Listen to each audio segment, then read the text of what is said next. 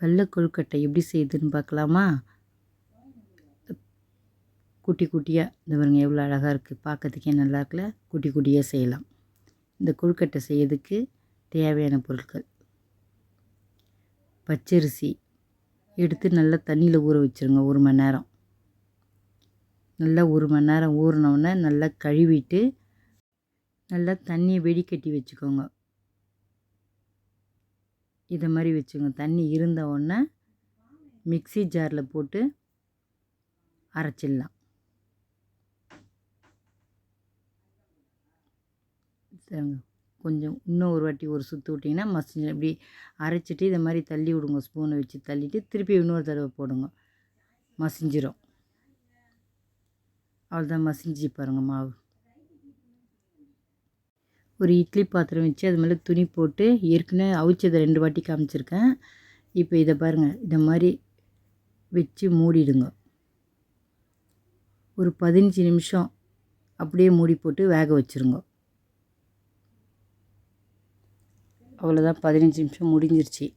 இப்போ இதை ஓப்பன் பண்ணி மாவு எடுத்து தட்டில் கொட்டி ஆற வைக்கலாம்.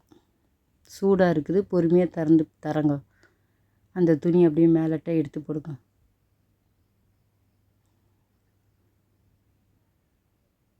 அவ்வளோதான், அப்படியே அந்த துணியை எடுத்து தட்டில் கொட்டி இதை மாதிரி ஆற வச்சுருங்க. சூடாக இருக்குது. ஆறிட்ட உடனே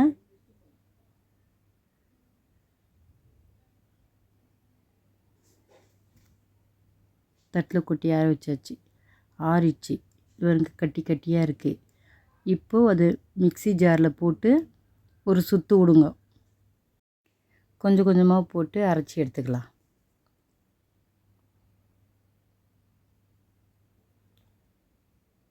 இப்போ பாருங்கள், பார்த்தீங்களா, ஒரே சுற்று தான். எப்படி ஆயிடுச்சு பாருங்கள். அந்த கட்டிலாம் இல்லாமல் ஆயிடுச்சு, பார்த்தீங்களா,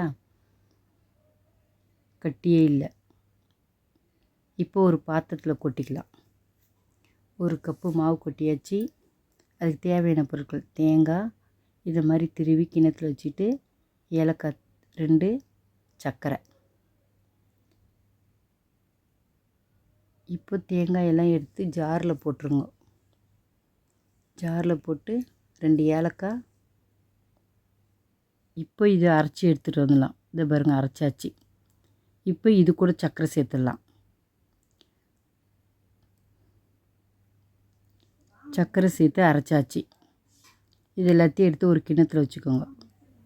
இப்போ மாவு கிண்ணத்தில் இருக்கா? இப்போ அதை நம்ம அரைச்சி வச்ச பாருங்க தேங்காய், அதை எடுத்து அதில் சேர்த்துட்டு நல்லா இது மாதிரி பிசைஞ்சிடுங்க. முதல்ல பிசைஞ்சிட்டு அதுக்கப்புறம் தான் தண்ணி ஊற்றி பிசையணும். முதல்லே தண்ணி ஊற்றிடாதீங்க. இப்போ பாருங்கள், கொஞ்சம் தண்ணி ஊற்றி பிசைங்க. சுடு தண்ணி ஊற்றுங்க, பச்சை தண்ணி ஊற்றக்கூடாது. நல்லா சூடாக இருக்கணும் தண்ணி. ஊற்றி இதை மாதிரி பிடிக்க வருதான்னு பாருங்கள். வருது. அப்படி வரலைன்னா இன்னும் கொஞ்சம் தண்ணி ஊற்றிக்கலாம். ஆனால் இது கரெக்டாக இருக்குது பாருங்கள். இதை மாதிரி பிடிக்கணும். இப்போ இது மாதிரி குட்டி குட்டியாக கொழுக்கட்டை பிடிச்சி வச்சிடலாம்.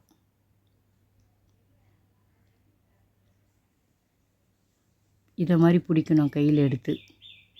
ரொம்ப ஈஸி பிடிக்கிறதுக்கு. எல்லா மாவையும் எடுத்து இதை மாதிரி பிடிச்சி வச்சுங்க ஒரு தட்டில்.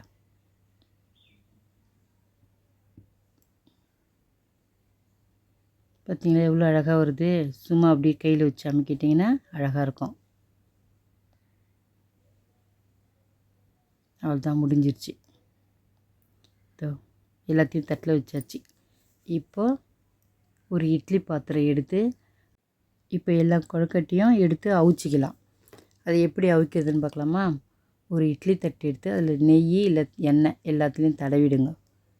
நல்லா இது மாதிரி தடவிட்டு அதை ஒன்று ஒன்றா எடுத்து இது மாதிரி அடுக்கிடுங்க. இட்லி பாத்திரத்தில் தண்ணி ஊற்றிட்டு அதுக்குள்ளே வச்சு இதை மாதிரி எல்லாத்தையும் எடுத்து அடுக்கிடுங்க. எல்லாத்தையும் பொறுமையாக அடுக்குங்க. வேகமாக எடுத்து அடிக்கினா உடஞ்சிரும், மாவு உடஞ்சி போயிடும்.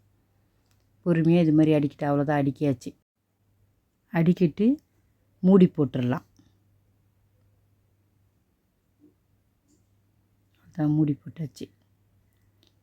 ஒரு 10 நிமிஷம், ஏன்னா சுடு தண்ணியில் போட்டு மாவு பிசைஞ்சோமா, 10 நிமிஷம் தான். வெந்துச்சு பாருங்கள். அவ்வளோதான், ரெடி ஆயிடுச்சு. இப்படி தொட்டு பாருங்கள், கையில் பிசு பிசுன்னு இருக்காது. பார்த்தீங்களா? 10 நிமிஷம்தான் வெந்துருச்சு. அது பார்க்கறதுக்கே எப்படி இருக்குது பாருங்கள், சூடாக அழகாக குட்டி குட்டியாக நல்லா இருக்குல்ல. இதே மாதிரி செஞ்சு பாருங்கள்.